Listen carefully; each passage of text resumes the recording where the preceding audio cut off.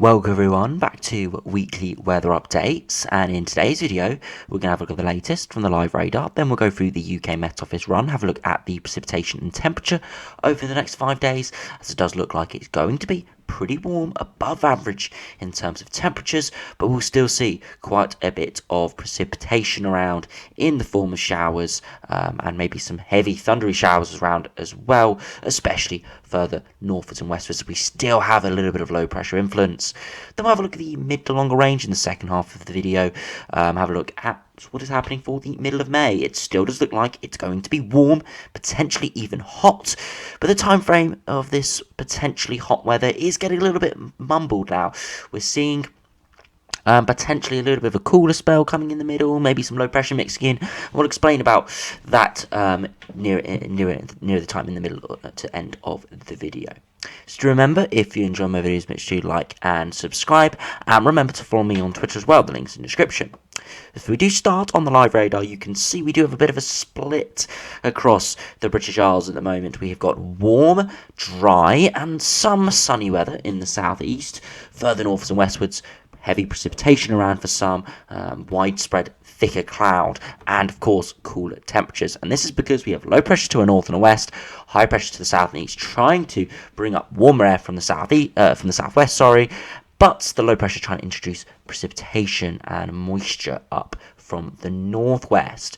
So it's this pattern which is giving the worst conditions further northwards and westwards. You can see that heavier precipitation is moving through. Now it will move eastwards and southwards, but it will fizzle out as it does, turning things a little, still will be precipitation around, but a little less in terms of intensity and widespread nature of it. Behind the band, there is still cloud around and some patchy areas of rain, but nothing too substantial.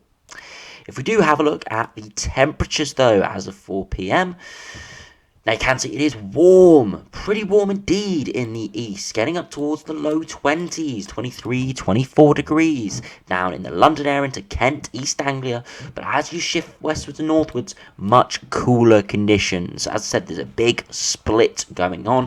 If you look across parts of northwest England, only around 13, 14 degrees, good 10 degree drop on southeast England, and again we similarly see that further northwards and westwards, much chillier conditions behind the weather front. Nothing crazy cold, but more towards average, maybe slightly below average for this time of year. But hopefully these yellows, oranges, and little bits of reds potentially there will be more widespread over the coming week or two. So we do have a look at the latest from the UK Met Office run, have a look at the precipitation over the next 5 days. You can see that band moving in from the northwest, fizzling away a little bit as it spreads eastwards, but still some precipitation, maybe some heavier rain for some over the course of the evening. Beyond that, a few showers could break out tomorrow through central areas, but nothing too crazy. We're generally under higher pressure tomorrow, so less in the way of cloud and showers. So it could be quite a warm day for some tomorrow. Beyond that, more weather fronts try and push in from the west, but not particularly successful through Sunday. Formed by Monday, we do see proper low pressure move in. And there's this period Monday to Wednesday next week where we'd hoped warmer high pressure would start to build in, but it does look like it's getting delayed just a little bit with that. Beyond that, you see weather fronts do move through, mainly in the north and west, giving heavier precipitation and showers there. And as I said, if I put on the pressure charts, you can see higher pressure to the south and east, lower pressure to the north and west. So it's bringing the general warmer southwesterly air mass in. But the models have trended this low pressure slightly eastwards and southwards today, which has meant more people in cooler conditions, and that precipitation and unsettled conditions around slightly longer than we were looking at yesterday. But as I said, upper air temperatures, you can see that warm upper air temperatures down to 10 degrees at 850 HP across northern France, but 1 or 2 degrees across northwest of England. So big temperature contrast there. So there's still a little bit to be played for in terms of the upper air temperatures there, and that will have a big knock-on effect to the surface temperatures as well. So as you can see this afternoon, seeing that 21, 22, 23 degrees in the southeast, only 14, 15 degrees, or even cooler than that further northwards and westwards. Tomorrow, those temperatures will rise again to around 19, 20, 21 degrees through more western areas into the southwest of England, parts of Ireland as well. A little bit chillier further eastwards with a bit more of an easterly flow as that high pressure does build over the top of the UK, but it is generally drier few showers around, but generally a little bit drier. Through Sunday, you can see those temperatures do climb again, not quite as warm, but still 19, 20 degrees, more widely into that high teens. So not quite a bullseye area for really warm conditions, but more widespread, decent conditions. Beyond that, as we head through to Monday, you can see more widespread warmth there, 22, 23 degrees, quite widely. So a very nice day on Monday. And if we spread into Tuesday, widely again, high teens, low 20. So warmer conditions are coming in, but there will be precipitation around, especially further northwards and westwards. So we do now have a look at the mid to long range, have a look at the GFS, GM and ECMWF. I'll show you why it does look like this warmer or hotter weather, where mid to high 20s is possible, is getting pushed back a little bit, and more unsettled, cooler conditions are trying to hold on a little bit longer by a day or two than we had suspected yesterday. So as I run through, you see high pressure building towards this weekend, and that's why it's turning a little bit drier and warmer for all. But by the start of next week, we see low pressure coming in, but it's a bit more widespread, this low pressure. That jet stream is pushed slightly further southwards, and it's going to mean we're more on the cooler side for the end of next week. And low pressure does try to hold on, but high pressure, that warm, hot high pressure, eventually does win out on this GFS run, and we go into quite a warm air mass. It does do a little bit weird stuff with blocking there right at the end of the run, but we're not seeing that from any of the other models. So again, I think it's just GFS being a little bit extreme in its longer term. If we do run back to have a look at the upper air temperatures, you can see warm over the coming days, a little bit cooler air masses coming in next week with Atlantic systems, but as that warmer, hotter high pressure builds in, you can see the 10 degree isotherm moves through for most, and we stay pretty warm into end of next week into the following week, so not looking too bad at all. If we do have a look at the GM, see how that does compare. Again, high pressure building in over the top of the UK at the moment. Low pressure running in. You can see it does hold on for another couple of days than expected, with a little bit more of a vigorous low spinning up. Beyond that, high pressure does build in eventually towards day 10, so by end of next working week into the weekend and start of the following working week. You can see big high pressure building up and a very warm, if not hot, air mass building in. Look at the temperature deviation, a good 4 to 6 degrees, if not getting up towards 8 degrees above average. So much warmer conditions there from the GM run. So following on from yesterday, but again having a day or two slightly later than we had anticipated a couple days ago.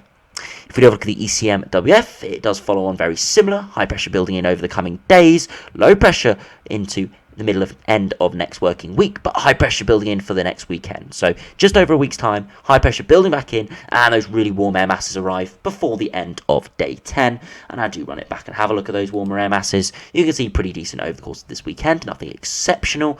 Cooler air masses towards the middle at the end of next working week, and by next weekend we're starting to drag up that much warmer air from the south. 5 degree isotherm covering all, starting to get towards that 10 degree isotherm, and you can see the 15 degree isotherm is spreading up through Italy, southern parts of France and Spain. Again, look at the temperature deviation, 4 to 6 degrees above average. So if we do finish the video by having a look at the ensembles, you can see that little dip in around the 12th, 13th of May that we'd expect it to be a little bit warmer, more around average. So you can see it's slightly above average at the moment in the London area. That's why we're seeing these warmer temperatures today. A little bit cooler over the coming days. That's why it's dropping down to more 19, 20, 21 degrees. Rising a little bit by next week. Again, returning those temperatures into the low 20s. And then we see that little bit of unsettled conditions. So more precipitation spikes and slightly cooler conditions. But we're still seeing this consistent signal in the longer term for well above average conditions in around the 14th of May. Beyond, getting up towards 10 degrees at 850 HP, a good 5, 6, 7 degrees above average. Really warm, if not hot conditions. And again, if we have a look at the 2 meter temperatures, you can see 20 plus degrees today, dropping a little bit cool over the course of the next couple of days. Again, these are lower resolution ensembles, so they are going to underdo the temperatures a little bit. Next week, getting up towards 20 degrees, as that slightly cooler, fresher Atlantic air comes in, back down to maybe